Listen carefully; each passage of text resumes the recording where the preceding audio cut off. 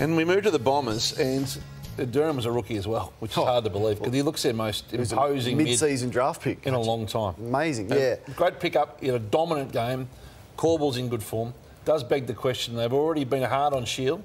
Is Parish the next one who might battle to get back in that? So it's been a problem that they'd be happy to have, essentially, because of the performance and those that have stepped up with Parish being out. Now, he's listed as 3 to 4 weeks away with that calf injury. He's had a couple of those. There's his centre bounce attendances when he has played from round 1 to 9, and when he's not there, how good is the mix? So I watched them live yesterday. I just thought it was a powerful midfield display, and what Durham and Caldwell and Perkins and Jake Stringer, it's got to be said, at his centre bounce has done to this midfield group has revitalised it, has changed the whole look of it and the whole dynamic. Now, I'm just not sure Darcy Parish gets back in. If you're picking a first final team right now... The midfield or the 22? No, in the 22. If he's not playing midfield, he's not playing as a high half forward. We've seen how that works. It's not as if he can go to half back. So I think a hard call is looming for that first final, regardless of the contract that he signed and the resume that he's got. There's no way you're leaving any of those midfielders out of that centre bounce group for Darcy Parish. And I'm with Kane on 2 ruckmen. I just don't think you play 2 ruckmen. And I think Todd Goldstein was a brave call, but the right call. So he just went with Draper as the #1 ruckman, which allowed for this man, Nate Caddy, to come in the team. And you just got to play the kid. I think he... Look at this. Yeah, this is why just pure... He kicked these 2 goals, but they were special 2 goals. He's only going to get better. That moved Harrison Jones to a wing, Dersma to a wing.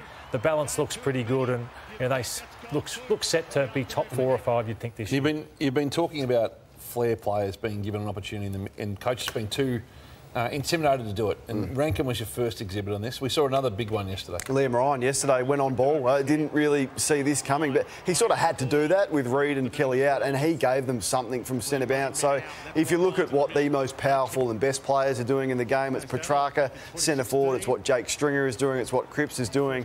His ability to go in there and give them something is really important. So, yeah, I like this move. Now, does he have the endurance to do it for the whole of the game? No, but that doesn't matter.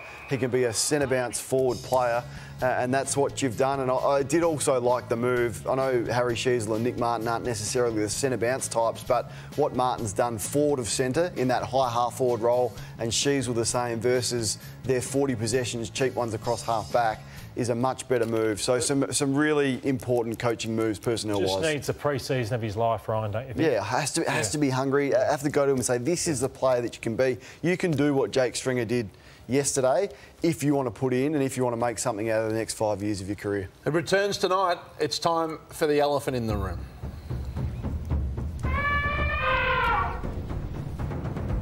Now, let me preface my comments by saying this in no way distracted from the Hall of Fame last week, which was a wonderful event and I was privileged to be there.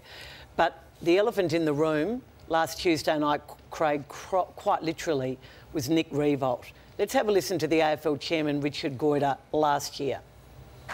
For the record tonight, I wish to announce that Nick Riewoldt was nominated for induction into the Hall of Fame this year, which he has gratefully accepted. But Nick is away living in the United States for the year with his family. Nick will be formally inducted next year on his return. Well, he wasn't. And the AFL were disappointed about that, despite saying that they were fine with it. What really disappointed them was the fact that Nick Riewoldt, in fact, was in the country very recently, a few weeks ago, but chose not to remain to be inducted into the AFL Hall of Fame. Now, we know he's living in Texas at the moment with his family, trying other career opportunities, and that is absolutely fine with the AFL. But they expected Nick Riewoldt and announced he was coming back to be inducted into the Hall of Fame this year. It's, to coin a phrase from an ex-president, they don't give them out in Wheaties packets. And there were a lot of people sitting there the other night. You know, Jeff Rains, why isn't Jeff Rains in the Hall of Fame? Nick Riewoldt went in year 1, is my memory, as did Jimmy Bartell the same year. So it was a great privilege. I think the precedent was Simon Black, who was on a reality show in the jungle and missed out on being inducted, was shattered. It had been contracted and he came back the following year and made a wonderful speech, and it was great. I just don't understand why, and I can understand why the AFL were disappointed, and they're just wondering how long they're going to wait for Nick Riewoldt.